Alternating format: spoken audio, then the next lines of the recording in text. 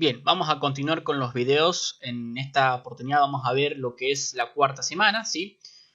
Quiero aclarar que lo que vimos anteriormente es solamente un repaso. Ustedes pueden ampliar con la bibliografía que tengan. Acá solamente hacemos un repaso para que les sea un poquito más fácil llevar esta materia. Lo que vamos a hacer de ahora en adelante es seguir al pie lo que es el libro de José Gil. Bien. El que no lo tenga lo puede encontrar básicamente en internet, está en PDF, la octava edición. Y por otro lado, sé que hay algunas personas que no les guste este libro, pero vamos a ir siguiéndolo porque hay que reconocer que tiene buenas imágenes y además nos va a servir para tener un pantallazo general sobre la embriología. Así que vamos a ir siguiendo al libro. Entonces, siguiendo ese libro, vamos a ver primero lo que es, en esta oportunidad, lo que es la anatomía del embrión de 28 días, ¿sí? Es decir, qué nos quedó al final de la cuarta semana. A los 28 días, el diámetro del saco coriónico va a ser, es decir, el saco coriónico es la esfera más grande, va a ser de 20 milímetros. Y el largo del cuerpo del embrión, que forma parte de la esfera más pequeña, es de 4 milímetros. Si ustedes recuerdan, en el día 21, es decir, al final de la tercera semana, el saco coriónico medía 10 milímetros y el embrión 2 milímetros. Con lo cual, esto quiere decir que en la cuarta semana hubo un crecimiento muy, pero muy grande. ¿Sí? Entonces pasemos a ver primero que nada a el saco coriónico, es decir, la esfera más grande, y luego veamos a la esfera más chica. Veamos la anatomía, que es lo que cambió en esta cuarta semana. La esfera de mayor tamaño, es decir, el saco coriónico, tenemos que decir que se va a encontrar dentro del endometrio. Y este endometrio tiene o está modificado por tres tipos de capas o, digamos, tres tipos de decidua. Esto lo vamos a ver directamente con esta imagen, muy representativa. Acá tenemos a la esfera más grande, es decir, al saco coriónico, y acá la esfera más pequeña. ¿Sí?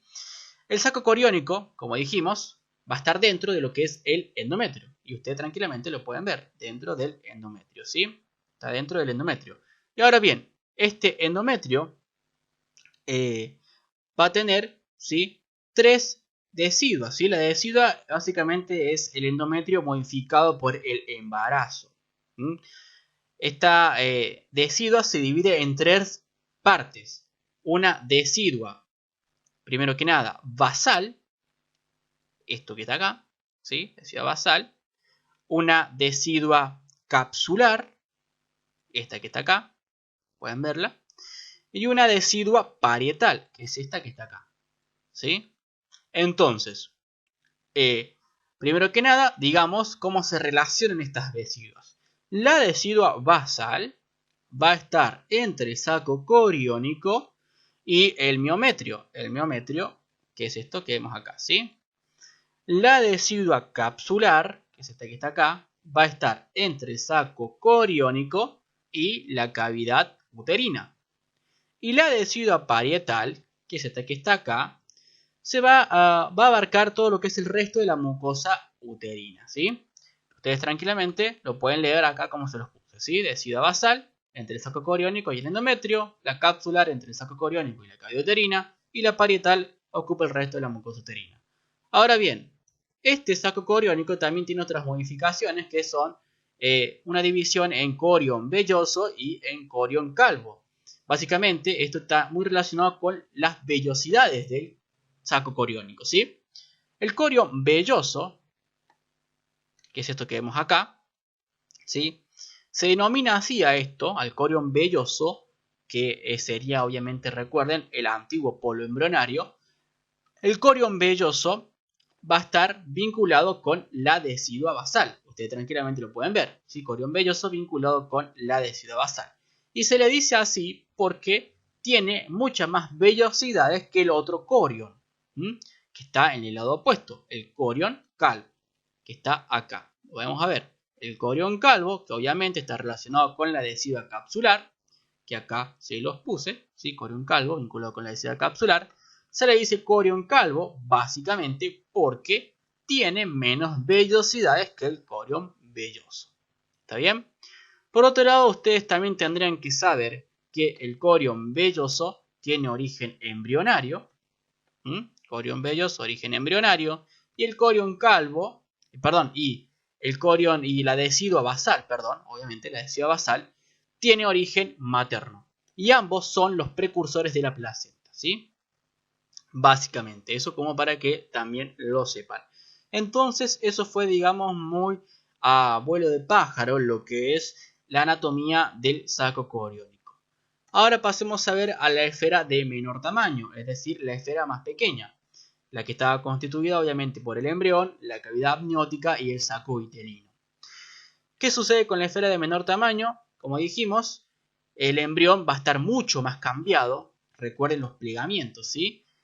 Este embrión ahora va a tener, o se va a convertir en, o va a tener, mejor dicho, una forma cilíndrica, ¿sí? Básicamente el embrión que teníamos en el día 21, que era básicamente una estructura plana, pasó a formar ahora un cuerpo cilíndrico hueco, que esto lo vimos básicamente gracias a los plegamientos, ¿sí? Miren, este vendría a representar el embrión, un cilindro, obviamente esto está muy simplificado, un cilindro hueco, ¿sí? Ahora bien, este embrión va a tener las mismas capas epiteliales del embrión de 21 días. Va a tener lo que es el ectodermo, el mesodermo y el endodermo. La capa más profunda es la capa endodérmica y esta va a revestir un conducto central que es el intestino primitivo, el cual, como dijimos en el video anterior, se conecta por medio del conducto vitelino con lo que es el saco vitelino. ¿Está bien? Eso básicamente para que ustedes sepan que se formaba el intestino primitivo. Ahora bien, también se va a formar el cordón umbilical. El cordón umbilical o el cordón umbilical primitivo va a estar formado por el pedículo de fijación y el conducto vitelino.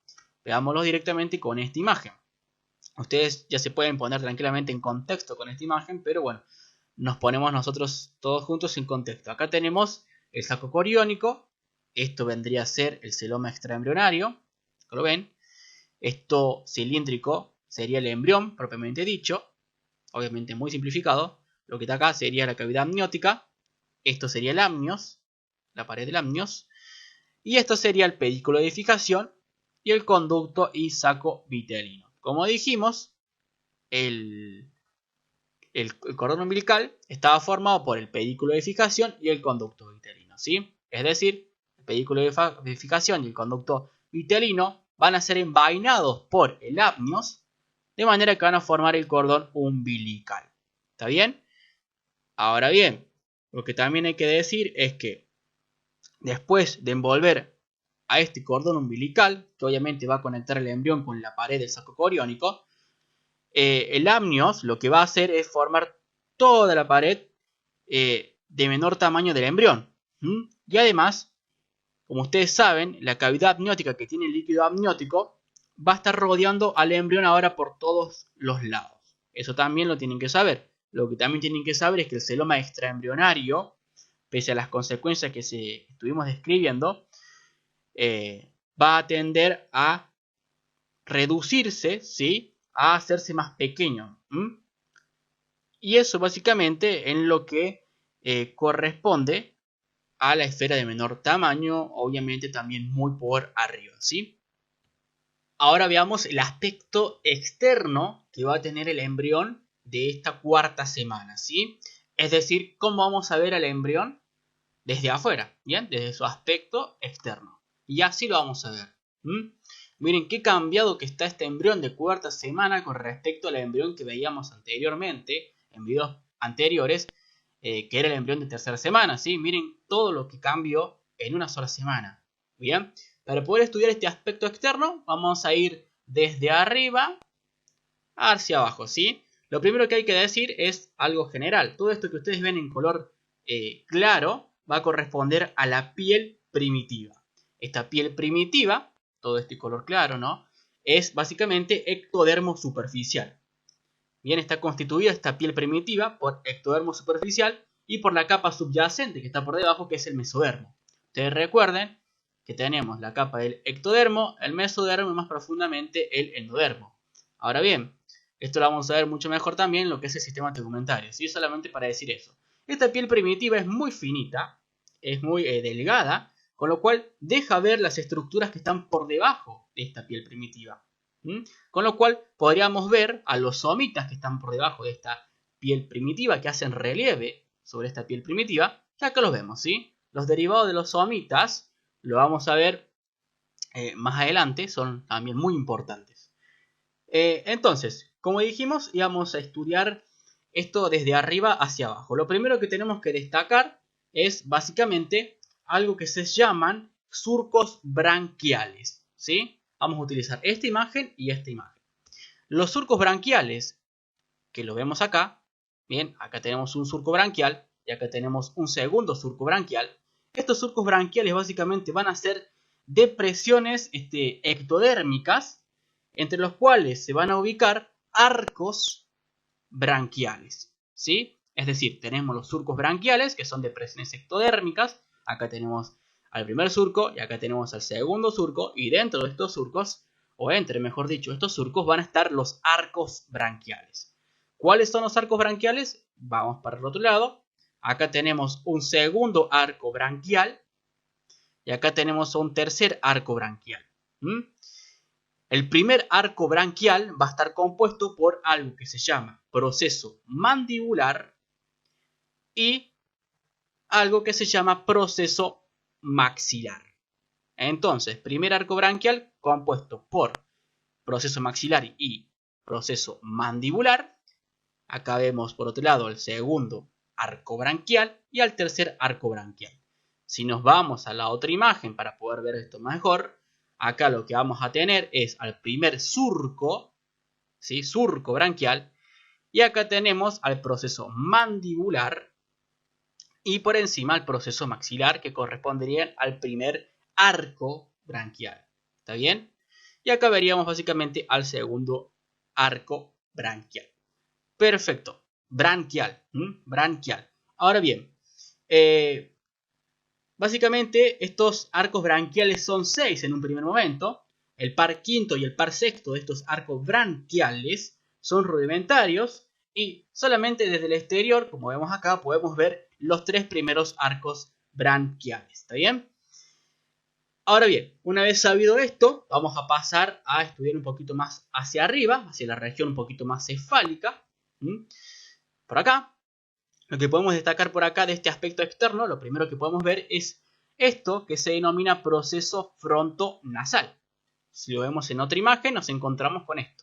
Proceso frontonasal, que obviamente va a terminar dando lo que es la frente y la nariz, ¿sí? Originando la frente y la nariz. Este proceso frontonasal, lo vemos acá. Por debajo de este proceso frontonasal nos podemos encontrar con algo que se denomina estomodeo o boca primitiva. Este estomodeo o boca primitiva es una depresión ectodérmica. Bien. Por otro lado, el proceso frontonasal era una estructura mesodérmica, impar. Perfecto. Ahora bien, este estomodeo, que lo tenemos acá, va a estar delimitado hacia cefálico por lo que es el proceso frontonasal, como lo vemos, hacia caudal por lo que es el proceso mandibular, y hacia los lados, derecha e izquierda, por el proceso maxilar. Perfecto. Ahora bien, en el fondo de del estomodeo se van a encontrar los restos de la membrana bucofaringea, que obviamente se rompió. Se rompió para, digamos, dejar este estomodeo.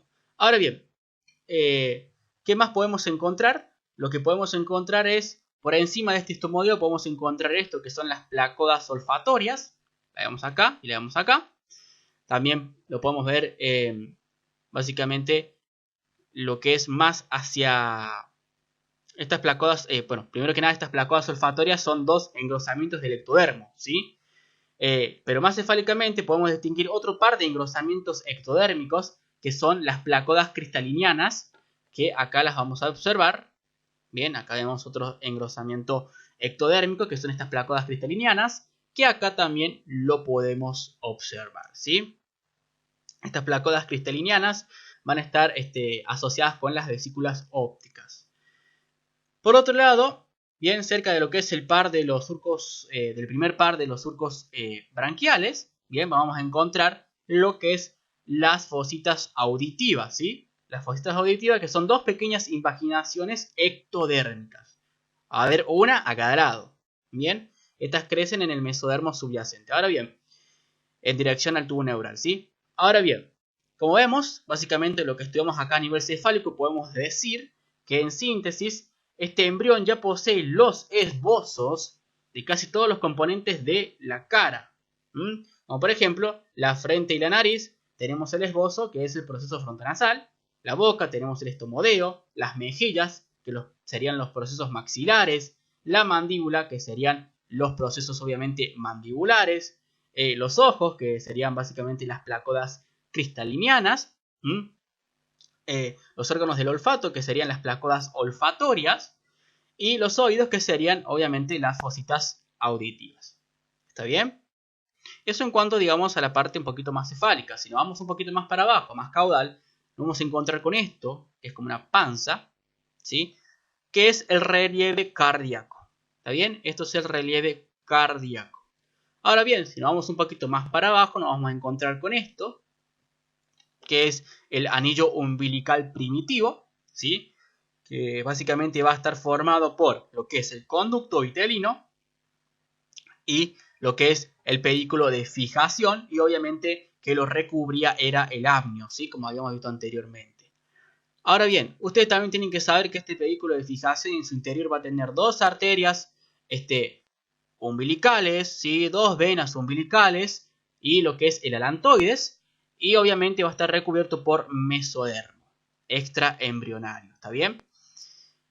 Perfecto, eso en cuanto también a esta partecita de un poco más para abajo. Ahora si nos vamos un poco más para abajo, es decir, un poco más caudal, nos vamos a encontrar con esta estructura que vemos acá, que es el protogdeo, ¿sí? El protogdeo, que básicamente es una depresión ectodérmica. En el fondo de esta depresión ectodérmica del protogdeo vamos a encontrar a lo que era la membrana cloacal, ¿sí? Que todavía está intacta.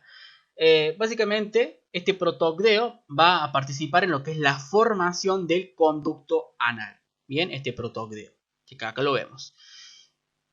Ahora bien, a los lados de este protogdeo se van a encontrar los pliegues uretrales. Pliegues uretrales, ¿sí? Y los pliegues genitales.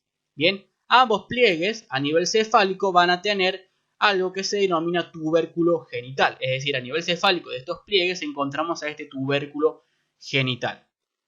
Estos básicamente van a ser proliferaciones mesodérmicas que van a ser obviamente relieve en el ectodermo. Estos pliegues y el tubérculo, los pliegues y el tubérculo van digamos, constituyen, mejor dicho, los rudimentos de los cuales van a ser los futuros órganos genitales externos. ¿Está bien? Por otro lado, al final nos podemos encontrar con lo que es la cola. ¿Sí? La cola del embrión. Y básicamente esto fue un repaso general también de lo que es el aspecto externo que tiene el embrión en la cuarta semana. Es muy importante que lo sepan reconocer. De hecho, se lo pueden preguntar. De hecho, se les pueden hacer dibujar también. Entonces, tienen que tenerlo en cuenta, ¿sí? Ahora, lo que nos toca ver es básicamente la estructura anatómica que ha terminado de dejar esta cuarta semana de diferentes estructuras, como por ejemplo, vamos a ver la estructura anatómica del tubo neural, las crestas neurales, la notocorda, los arcos branquiales, los somitas, las cavidades corporales que se formaron al final de esta cuarta semana, el intestino primitivo que se formó en esta cuarta semana, las crestas urogenitales y el sistema circulatorio, ¿sí? Es un poquito largo, así que vamos a empezar primero viendo el tubo neural, que ya lo habíamos visto más o menos en un video anterior. Este tubo neural, ¿sí? Vamos a ver que se va a encontrar entre lo que es el ectodermo superficial y la notocorda. Bien, esta es la notocorda. El tubo neural sería todo esto, ¿sí? En la cuarta semana. Este es un embrión de cuarta semana en un corte sagital, ¿sí? Podemos ver todo lo que es la configuración interna, ¿bien? Todo esto que está en verde es el tubo neural. Este tubo neural, como ya habíamos visto anteriormente en videos anteriores, en la parte cefálica presentaba tres dilataciones que eran las vesículas encefálicas, que se llamaban de arriba hacia abajo, prosencéfalo, acá lo vemos, mesencéfalo, acá lo vemos, ¿sí? Y rombencéfalo, que estaría por acá. Entonces, eso formaba, digamos, a nivel cefálico, y a nivel más caudal, el tubo neural terminaba formando lo que iba a ser la futura médula espinal. Ahora bien, si lo queremos ver con otra imagen, acá las tenemos a las vesículas, ¿sí? Ustedes pueden imaginarse que esto verde sería esto, ¿sí? Nada más que este es otro corte. En este caso, tenemos acá lo que es el prosencéfalo, de arriba hacia abajo, ¿no? El mesencéfalo y el rombencéfalo.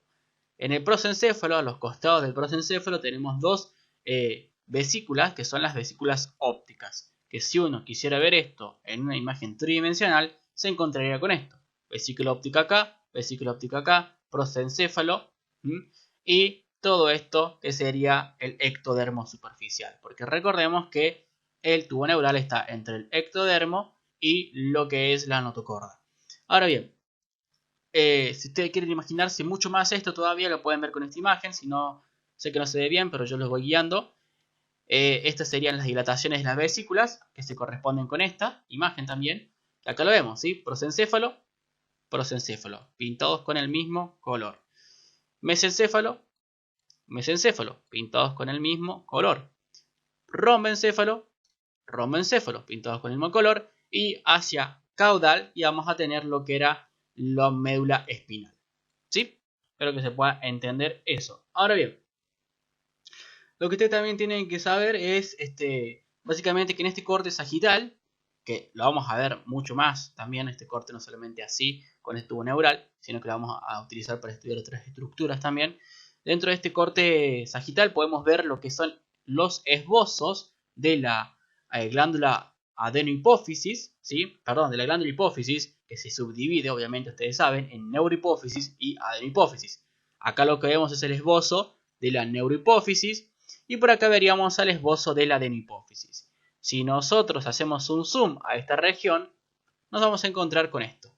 Bien, el esbozo de la neurohipófisis, que acá lo vemos, este esbozo de la neurohipófisis es básicamente un brote macizo, pequeño, que va a emerger del piso del prosencéfalo.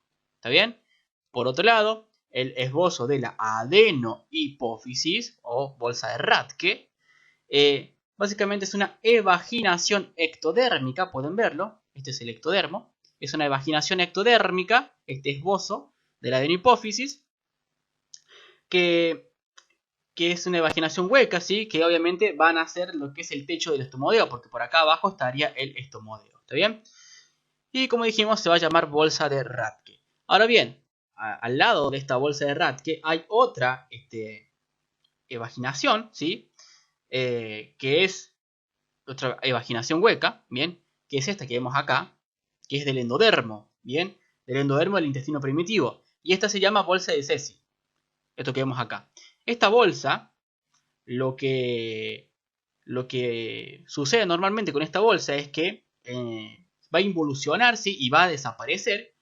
Pero en el caso de que si esta bolsa llegase ¿cómo decirlo?, a persistir, ¿sí? A quedarse, va a poder originar un tumor durante la vida postnatal. ¿Está bien? Esta bolsa de Cecil.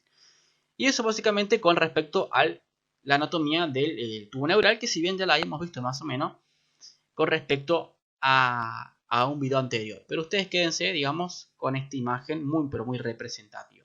¿Sí? Por otro lado tenemos también lo que son las crestas neurales. Acá teníamos en esta imagen que ya la habíamos visto en un video anterior. Este era el tubo neural. El ectodermo general, que estaba por encima del tubo neural. Y la notocorda, que estaba por debajo del tubo neural. Como dijimos, el tubo neural está entre el ectodermo y la notocorda. A los lados de este tubo neural encontramos lo que eran las crestas neurales. Que eran estos cordones macizos que estaban al lado del tubo neural. Como les había dicho, lo que ustedes deben saber de estas crestas neurales es sus derivados, ¿sí? Los derivados de las crestas neurales básicamente eran principalmente el sistema nervioso periférico.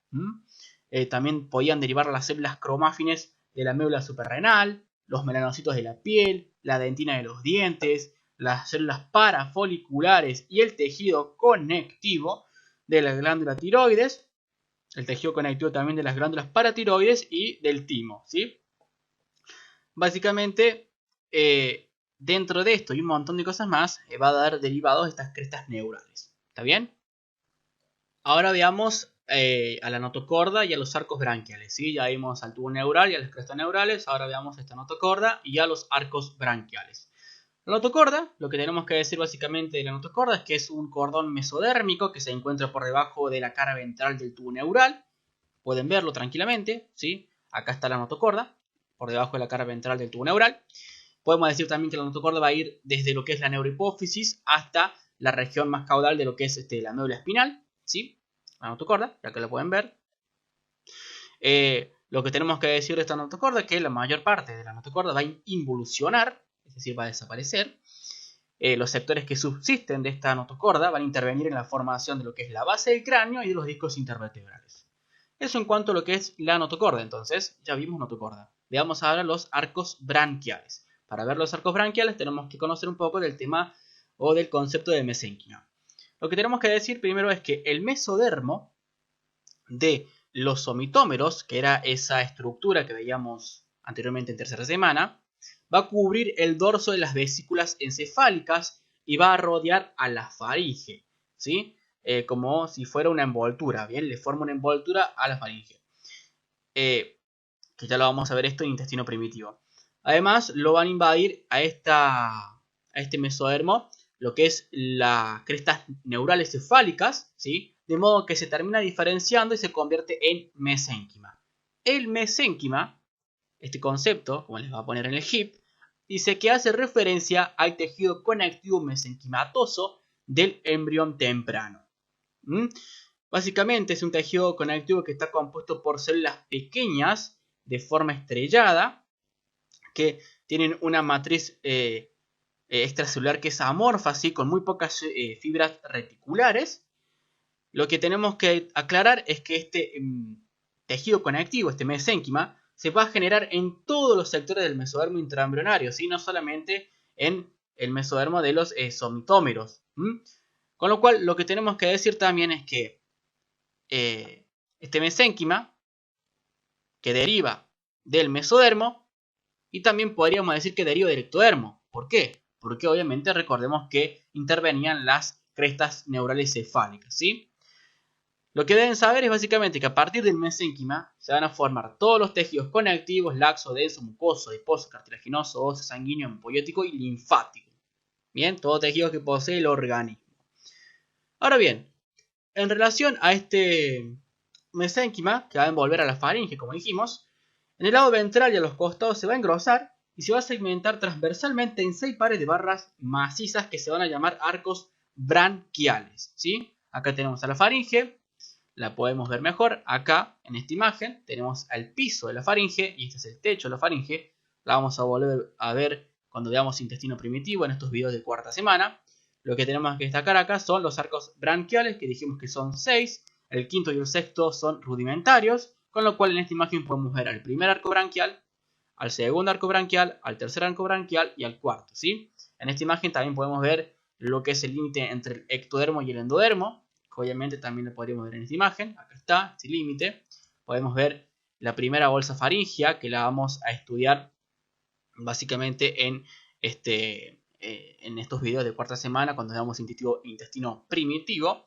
Y básicamente los derivados de estos arcos branquiales pueden ser, por ejemplo, el arco o el primer arco branquial va a generar lo que es el músculo tensor del tímpano o del martillo y los músculos de la masticación y de la deglución. Bien, estos músculos son inervados por el nervio trigémino, que es básicamente el nervio del primer arco branquial.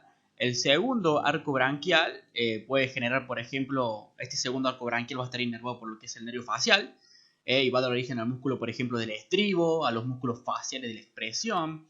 El tercer arco branquial puede, digamos, generar lo que es el músculo estilofaringio y una parte de los músculos superiores de los faringes, los cuales son inervados, como ustedes ya deben saber, por el glosofaringio, ¿bien? Que vendría a ser el nervio de este tercer arco branquial.